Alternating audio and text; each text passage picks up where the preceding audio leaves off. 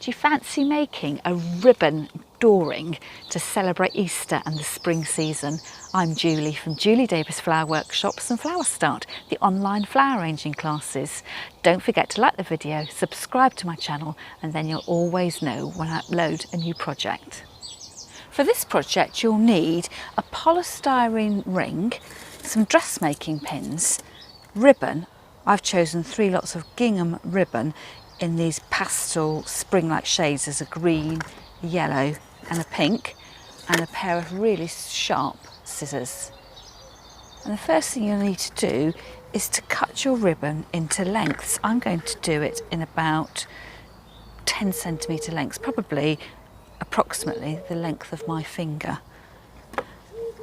And what we're going to do is to then, when you've cut loads and loads of these ribbons, is to fold them in half and pin them onto your ring.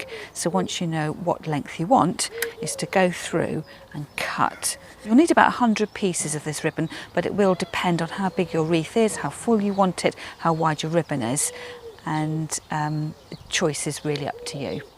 So I shall get on and start cutting these lengths using one of these pieces as a guideline. It needs to be accurate, reasonably accurate, but you don't need to be painstakingly measuring everything. Once you cut your ribbons, I would then mix them up. I'm trying to do the dooring in a really random way, so I don't want to make patterns with the ribbon. I'm just going to take the first one in the pile each time. So the technique is, so taking your first piece of ribbon, fold it in half, and then attach it to the edge of the wreath frame.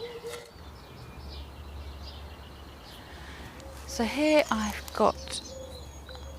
nearly finished my ring now, and there's a couple of things, adjustments I've made along the way.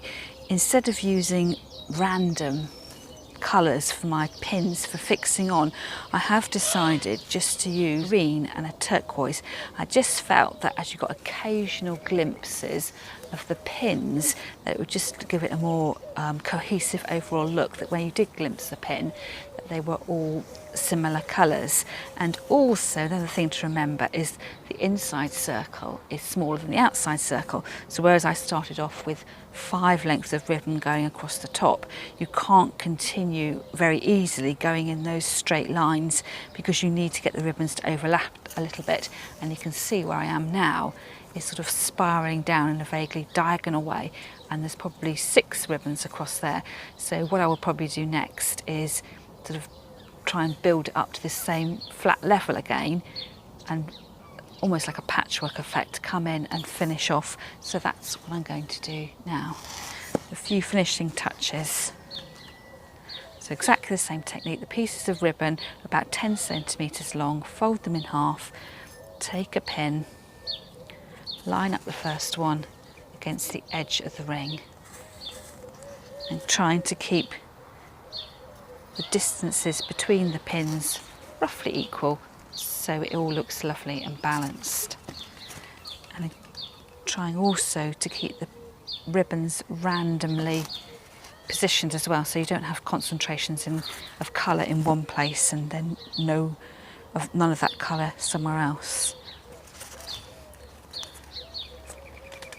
So I'm just going to level it up, because it's travelling quite a long way down here, but needs a few more bits and pieces over here.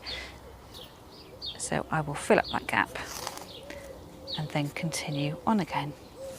It's more or less levelled up again, so I shall start again from the outside edge. I've gone to pick up a green, but I think perhaps there's a bit too much green there, so I'm going to swap to a yellow and bring the yellow to the edge. And now I've got a concentration of yellow with these 3 pieces, so I make a point of not picking up a yellow that time. So just try not to think about it too much, but where you can see there's a concentration of colour, just pick up a different coloured ribbon. As I'm coming up to the join here, making sure now that I'm flipping back those first sets of ribbon so I can slide the next pieces of ribbon in.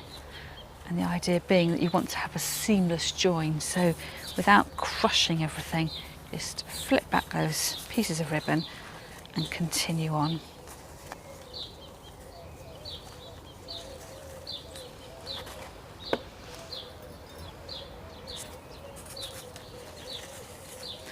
And I reckon by the time I finish this, I will have probably used about 140 pieces of the ribbon, which are approximately 10 centimetres long.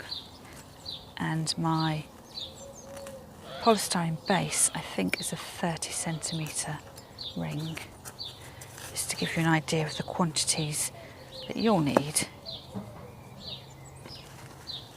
when you make your own spring dooring. So that's gone back underneath, and as I flip those over, you can't see where the join is. Just got a little bit of a bare gap there. Need to come back in with my last few pieces of ribbon. I just trim those tails of that ribbon there so it sits more comfortably underneath the ribbon that I started with. Tuck it all out of the way. And there you have the completed ring. So here's my finished dooring, really great for Easter and of course the longer spring season. So this is made on a 30 centimetre polystyrene base. I've used gingham ribbon in pink, yellow and green, cut to about 10 centimetres long, and I think I've used probably about 140 strips. And my top tip was to use pins that have similar colour, just in case you get a glimpse of them, you don't get a jarring look to your eye, and to make sure that as you're folding the ribbons, you're keeping them into loops rather than crisp folds, so that you've got a lovely raised texture. I do hope you enjoyed the video, and I'll see you another time.